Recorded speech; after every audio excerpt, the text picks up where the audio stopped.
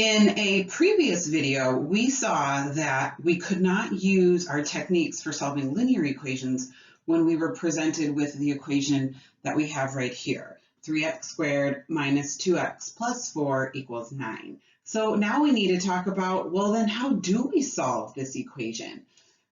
So the first thing we're going to do is we're actually going to subtract 9 from both sides. Now that might seem a little bit different than anything you've done before with linear equations, because by subtracting 9 from both sides, now I have 3x squared minus 2x minus 5 equals 0. So what I've done is I've collected all the terms on the left side of the equal sign, and I've made it so that there was just a 0 on the right side of the equal sign.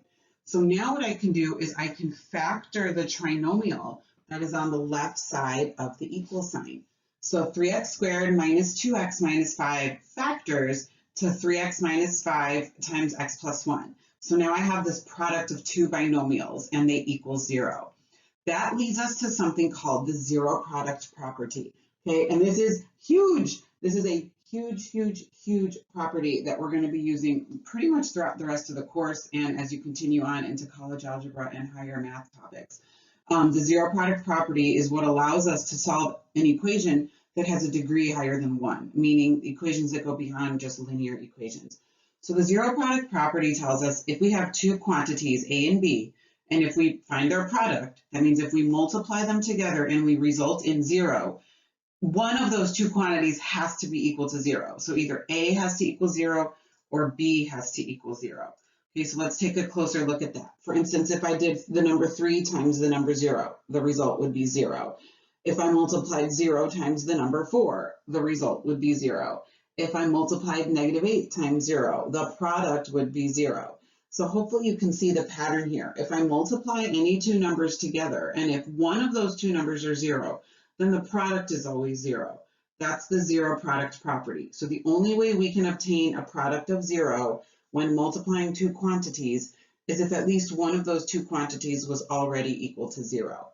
So that's the idea we use here to solve this equation. So if you remember a couple steps up, we were left with the product of two binomials, 3x minus 5 times x plus 1, and that product equaled 0. That means one of those two binomials has to equal 0. So we split it into two equations. So either the binomial 3x minus 5 equals 0, or the binomial x plus 1 equals 0. Well, hey, look at what we have now. We have two separate linear equations. So we started with an equation where the degree was 2. That means the highest exponent was 2.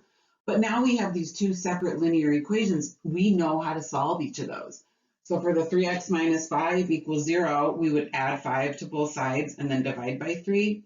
For the x plus 1 equals 0, we just subtract 1 from both sides.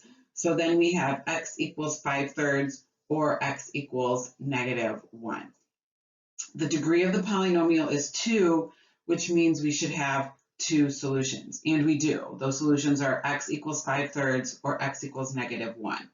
Now, since the degree of the polynomial was 2, we can specifically call this equation a quadratic equation. So in general, it's called a polynomial equation because 3x squared minus 2x plus 4 is a polynomial.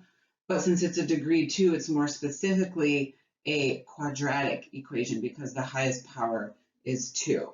So we have these two solutions, x equals 5/3 or x equals -1.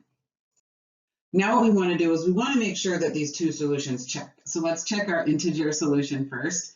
So you can see here I'm plugging in -1 everywhere I saw the x in the equation.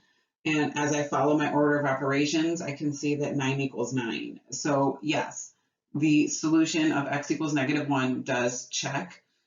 And now let's try the solution of 5/3. So you can see everywhere the x used to be, I've now replaced it with 5/3. So I have 3 times 5/3 squared minus 2 times 5/3 plus 4.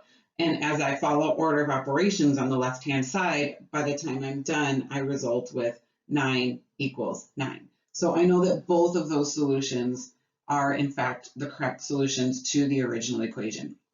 So again, if you see that your highest power is 2, then that means you will have two solutions. And we check them both to make sure that we didn't make any mistakes.